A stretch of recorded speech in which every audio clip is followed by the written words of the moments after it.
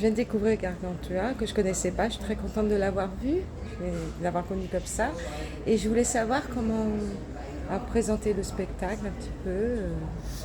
Eh bien, donc le spectacle commence par Rabelais qui entre sur scène et qui va présenter le dernier livre qu'il vient de finir d'écrire et qui s'appelle Gargantua. Et il s'adresse aux gens du public comme si ces gens-là étaient venus pour entendre justement comme une sorte de première approche et de première sensation et discours sur son livre, son dernier livre. Et donc il s'adresse à eux. C'est une volonté vraiment de vouloir présenter ce spectacle. Le spectacle commence comme ça, et puis voulant parler de son dernier livre, qui s'appelle Gargantua, et bien il commence à raconter l'histoire, et puis à tout raconter jusqu'à la fin, en faisant des résumés. Donc par moments il joue les scènes, par moments il joue les personnages. Grangousier, par exemple, le père de Gargantua, qui est aussi un géant.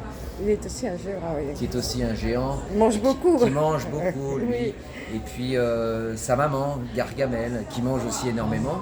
Et lui qui suit un petit peu cela au début et finalement est mis entre les mains d'un précepteur, une sorte de professeur d'exception qui s'appelle Ponocrates et qui lui enseigne le savoir juste, les arts, les lettres, qu'il n'y a pas que le par cœur pour progresser et s'ouvrir à la vie.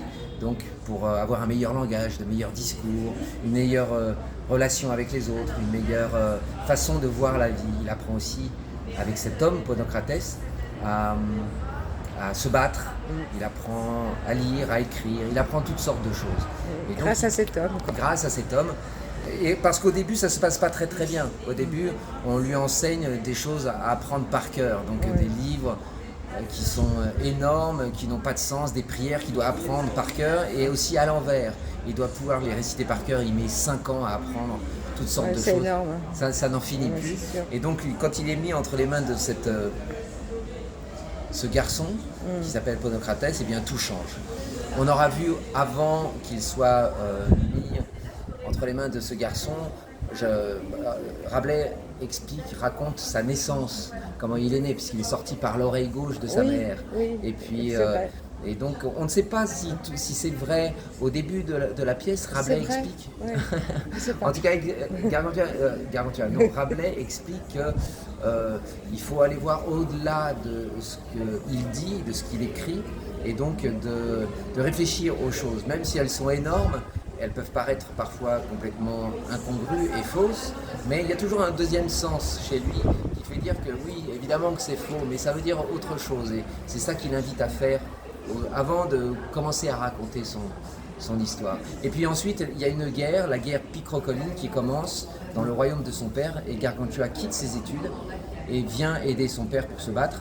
Et en fait, c'est toute la pièce, et c'est ça moi qui m'a intéressé quand j'ai fait ce travail et que j'ai voulu mettre et raconter au théâtre cette œuvre, Gargantua.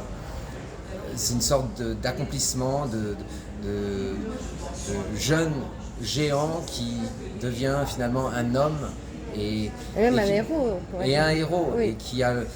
et qui pardonne à ses attaquants, qui a justement l'esprit juste de faire les choses. C'est vraiment une pièce qui parle en plus, je trouve, qui résonne, je ne sais pas comment vous l'avez senti, sur ce qui se passe en ce moment, puisque il y a les guerres Picrocolline, un pays voisin qui attaque le pays de Grangousier, alors qu'ils étaient amis, et d'un seul coup, ils se déchirent, s'entretuent, et Gargantua arrive pour sauver son père, et le sauvant devient un homme, un jeune homme, mais un roi, prêt à gouverner.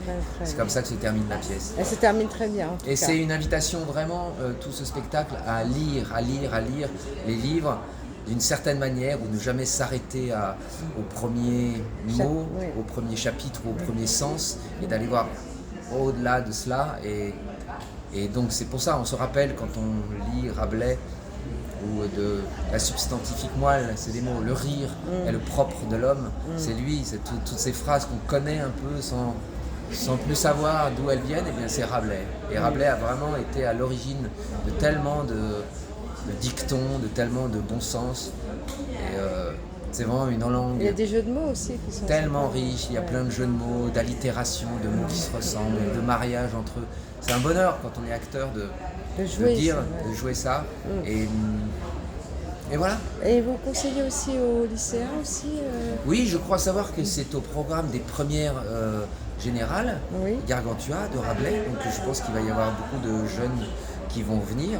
Et ben, je ne sais pas si vous l'avez vu, je ne sais pas si c'est accessible, mais ça l'est complètement, puisqu'on complètement. rigole, et c'est aussi, mais après, le langage, Il y comme avait on des suit le jeunes parcours. aussi qui Oui, étaient dans le public. il y a des plus ça jeunes, leur a des plu enfants aussi. de 11 ans qui viennent voir ce spectacle, donc il y a des gros mots, il y a tout ça, mais c'est une langue, c'est les gros mots médiévaux, donc de l'époque, donc c'est pas dit d'une manière grossière ou vulgaire, Non, c'est pas juste du on tout. dit les mots. On l'a pas dit- ressenti comme ça. Voilà, on Ouais. dit merde, on dit Oui. des gros mots, mais on les dit tellement naturellement, parce que c'est à l'époque, c'était pas comme aujourd'hui aussi chargé de grossièreté, que finalement, bon, voilà, il y a pas mal de gros mots, mais c'est pas grave.